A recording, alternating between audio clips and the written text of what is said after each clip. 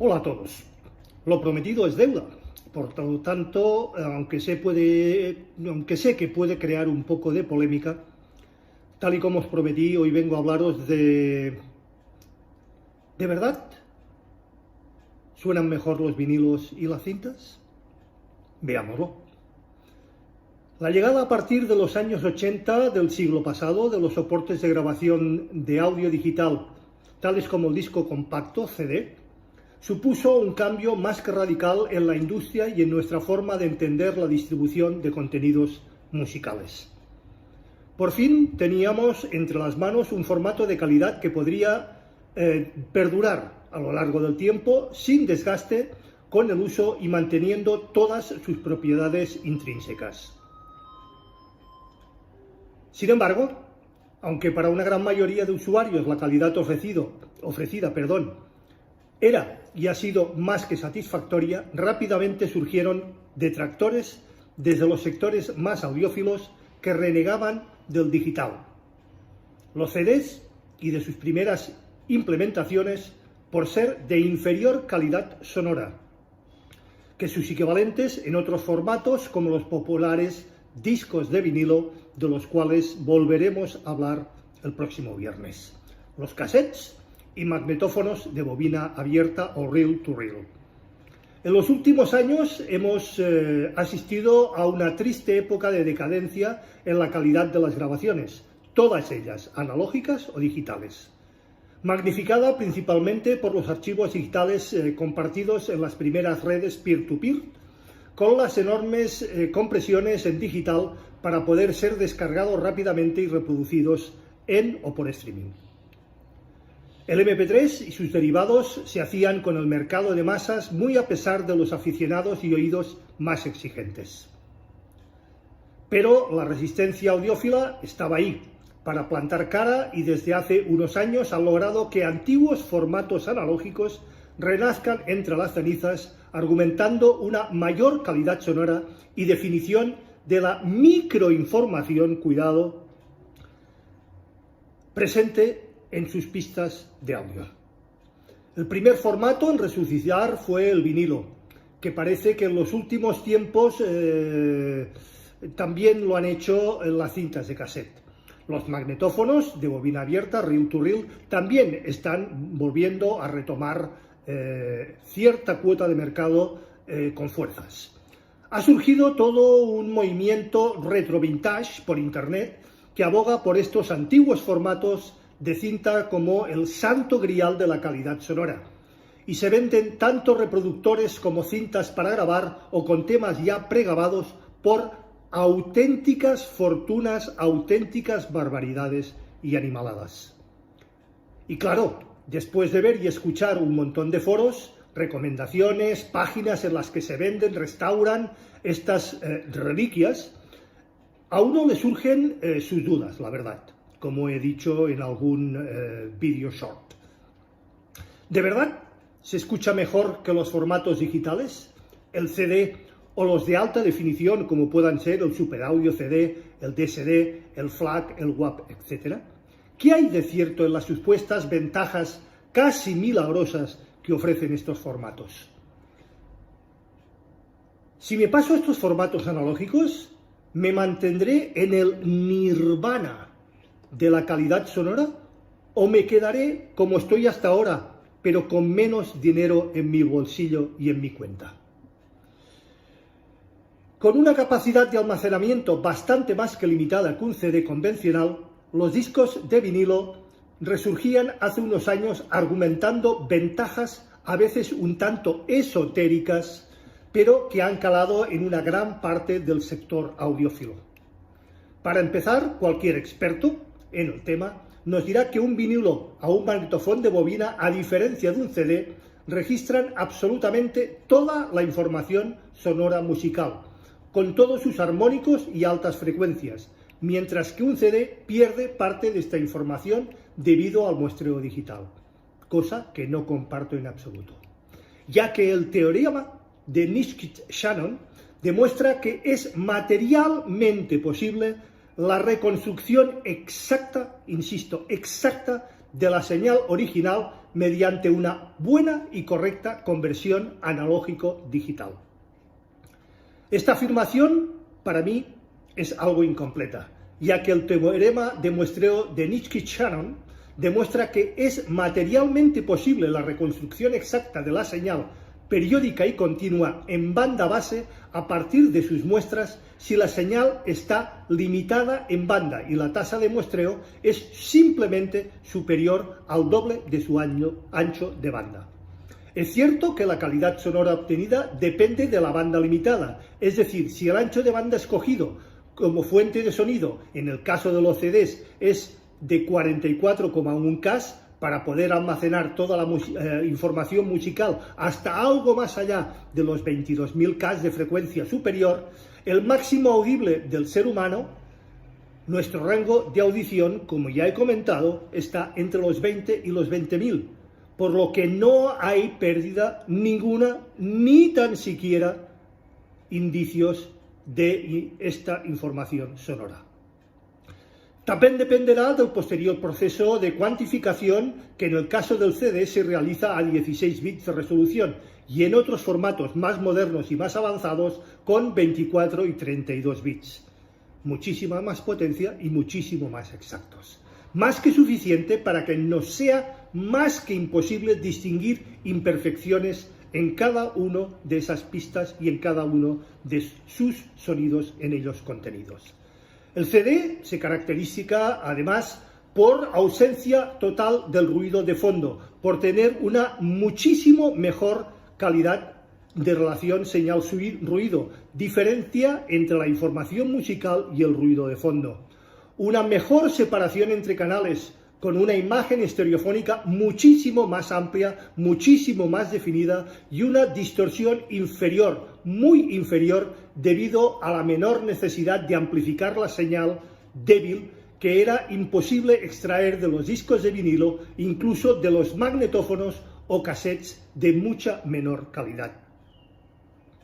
También ofrecen un rango dinámico muchísimo mayor, ya hemos hablado de este caso, en los discos de vinilo y los magnetófonos, es decir, una mayor diferencia entre los sonidos más suaves y los sonidos más fuertes que es capaz de almacenar y posteriormente reproducir, aunque este punto no se considera siempre como una ventaja por algunos, sino que es posible que se considere como un inconveniente.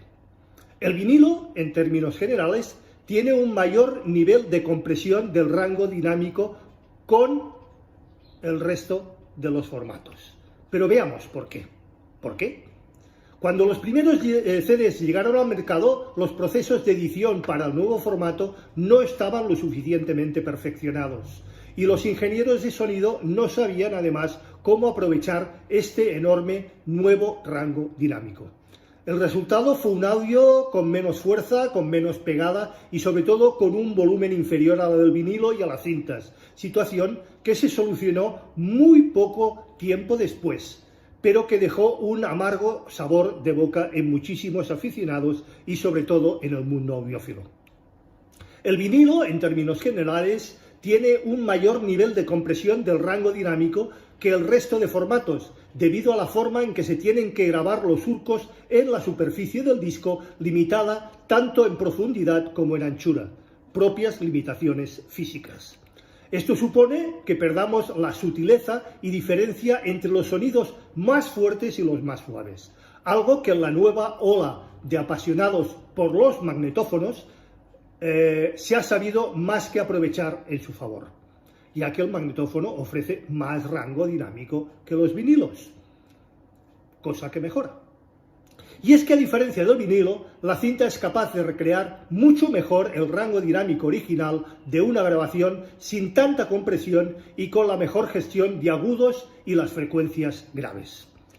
Argumentos que se unen a la mejor capacidad para trasladar el máster original sin ningún tipo de retoque, algo que en el vinilo no es posible, ya que hay que adaptarlo a este formato físico. Literalmente la grabación no tiene que poder salirse del surco y también por las propias limitaciones impuestas por las curvas RIA. Otro de los argumentos que están haciendo las delicias de los amantes de las cintas y los magnetófonos de precios realmente estratosféricos es la mayor durabilidad de las grabaciones con respecto a un disco de vinilo, claro, ya que si lo comparamos con un CD, no hay color, señores. El vinilo, como ya vimos en anteriores posts y lo veremos a ver, no se comporta ni tiene la misma calidad, ni tiene las mismas prestaciones cuando lo abrimos de su estuche, cuando lo pinchamos por primera vez, que en la reproducción N, que en la reproducción 100, que en la reproducción 1000.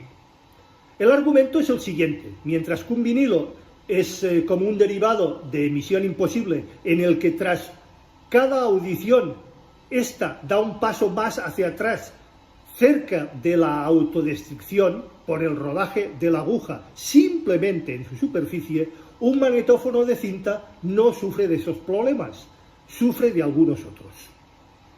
Y es verdad, pero solo a medias, ya que la cinta tiende a enrollarse, a deformarse, a desenrollarse, a pasar por una serie de cabezas lectoras, a magnetizarse, aunque poco.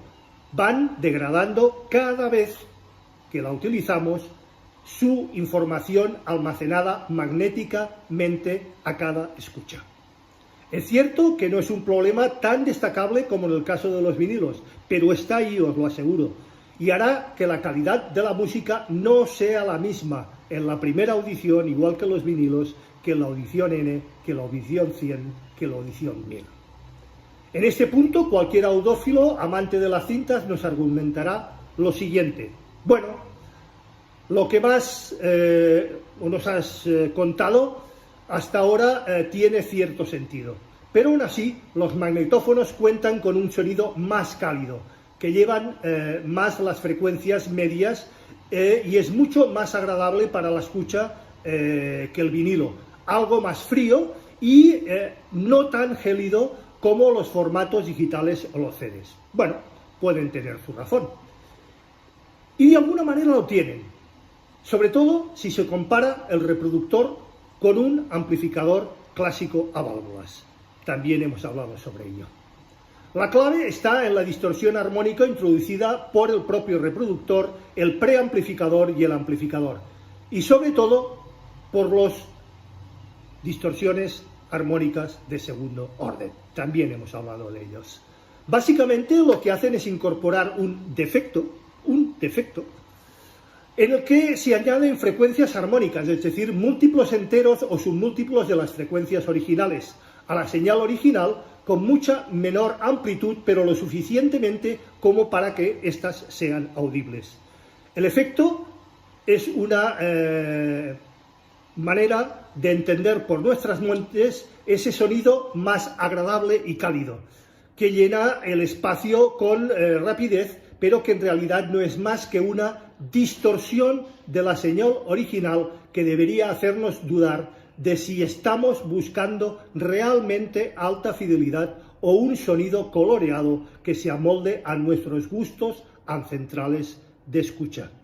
Ese sonido cálido producido por la distorsión armónica es en realidad un cúmulo continuo de defectos técnicos. Hay que tener en cuenta que en un formato digital, con un mayor rango dinámico, mejor relación señal-ruido, sin distorsión ni ruidos de ningún tipo, ni mucho menos analógicos, como los siseos, los clics, la dilatación de la cinta, la magnetización de la cinta, los malos ajustes en nuestros tornamesas, de los cuales también he hablado, etc. Es más que posible el repicar el mismo con respecto a los formatos analógicos, añadiéndole que una producción en ese rango dinámico comprimido y en esos armónicos que tanto nos gustan, pero que en un vinilo o en una cinta no es posible replicar las características de limpieza, fidelidad de un formato digital, ni en el resto de ventajas como su durabilidad y su posibilidad de replicación al 100% exactos, además de muchas otras. ¿Merece entonces la pena apostar por estos formatos analógicos? Ante todo, no me malentendéis, ni me malinterpretéis. Lo que hay en este post son argumentos técnicos de base y tecnológicos de bases sobre su calidad y su fidelidad y calidad sonora, que podemos poner sobre el papel para comparar cada uno de los formatos y plataformas de reproducción musical. Pero esto no quiere decir que necesariamente seamos menos listos o nos dejemos llevar por las modas al escoger cualquiera de los formatos anteriores, más viejos en este caso, o menos avanzados, o tecnológicamente más imperfectos. Lo que debe de primar, como siempre he dicho y siempre he reafirmado y no me cansaré de repetir, es nuestro gusto y nuestra sensibilidad auditiva. Si preferimos unas cálidas distorsiones de la cinta frente al frío sonido del CD, el volumen más fuerte de un vinilo frente a un CD con mayor rango dinámico y ese siseo de fondo, esos clics de fondo de las cintas y del vinilo frente al más que silencioso Super Audio CD, no hay nada de malo en ello. Nuestra forma de percibir la música es personal e intransferible y depende de nuestra experiencia pasada. Cómo nos iniciemos también en este mundillo y de cuáles fueron nuestros primeros dispositivos donde empezamos a escuchar, a percibir y a disfrutar de nuestra música y del sonido. De hecho, no os extrañe que algunos jóvenes de hoy en día, que han nacido o con debajo del brazo o en sus orejas el formato MP3, estos tipos de formato, a causa de una cierta calidez y sensación de confort y comodidad introducida por los artefactos digitales de compresión, un auténtico sacrilegio para mí y para la mayoría de los que ya tenemos cierta edad y cierta educación y cierta manera de escuchar la música, pues sea para ellos más que correcto también, ¿o no? Dicho esto, para valorar si merece la pena pasarse o no a uno de estos formatos retro de moda, debemos considerar otros muchos aspectos, y en especial la disponibilidad de contenidos y sus precios, señores.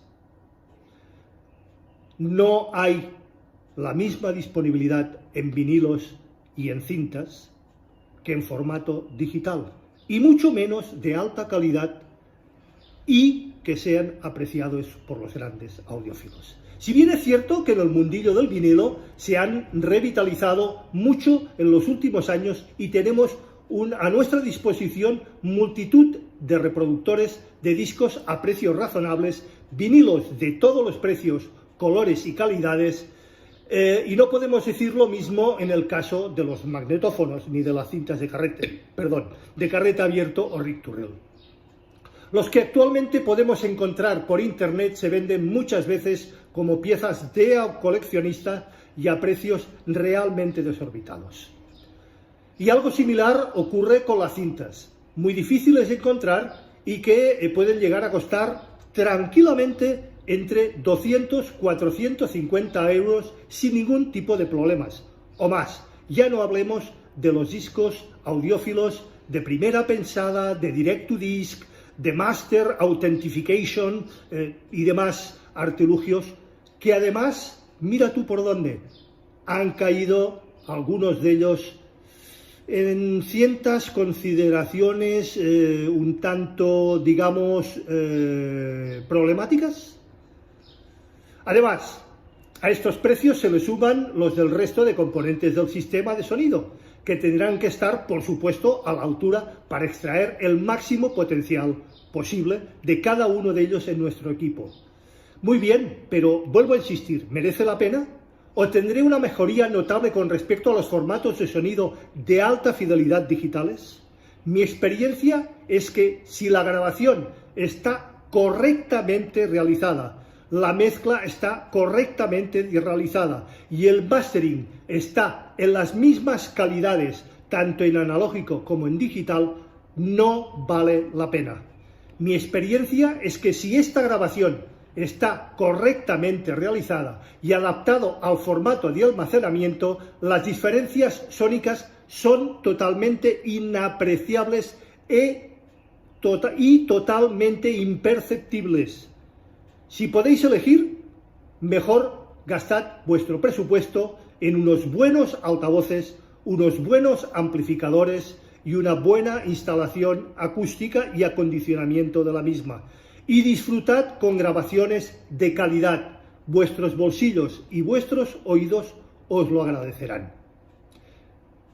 Y como siempre he dicho y mantendré, lo importante es disfrutar con y por la música.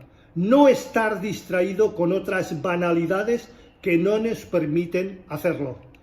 Y esto es todo por hoy. Que cada cual tome sus consideraciones, valoraciones y conclusiones, de las cuales me gustaría ver plasmada por escrito en mi canal. Quedo abierto, como siempre, a cualquier duda, pregunta, aclaración, sugerencia o cuestión por vuestra parte, que como bien sabéis, siempre será puntualmente respuesta. Recordad, si os ha gustado, dadle al like, por favor, es muy importante. Suscribiros si no lo estáis ya al canal. Acordaros de darle a la campanilla gris para que YouTube os avise de cualquier novedad en el canal. Gracias y nos vemos, si así lo creéis conveniente y oportuno, el próximo viernes en un nuevo capítulo de A las 8 estrenamos. Esta vez hablaremos del LP y también de un poquitín más de historia sobre él. Hasta entonces, feliz y musical semana. Nos vemos.